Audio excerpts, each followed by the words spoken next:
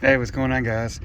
You need to remove the heat shield to get to the manifold bolts on a Hyundai Sonata 2.3 V6. On this video, we're going to show you how to do it. First thing you need to do is heat up these bolts so they don't break. There's 4 of them in the top shield and 2 in the bottom of the side shield. Once you get those heated up, get you a 12 millimeter with either a breaker bar, or if you've got an electric ratchet, you can use that. I have a Milwaukee that I'm going to use, a little 3/8 Milwaukee to break them loose. We'll be right back with you. There you go. They're sitting right up here. Whoop, dropped one.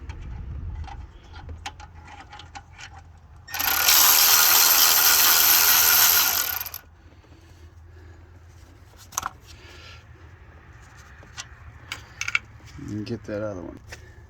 Alright, guys, have one more here.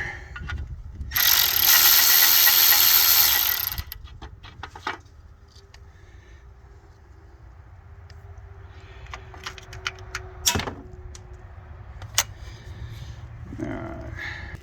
I already know most of you out there in the comments are gonna be like, well, you gotta remove the oxygen sensor. Yeah, well, this particular one is bad, so he's able to just cut the wires because we gotta replace it anyways. And then we're just gonna take a socket and stick it on there and get it out. So, but the point of this video is not about cutting that oxygen sensor out of the way. It's so we can get to the manifold bolts on the exhaust manifold.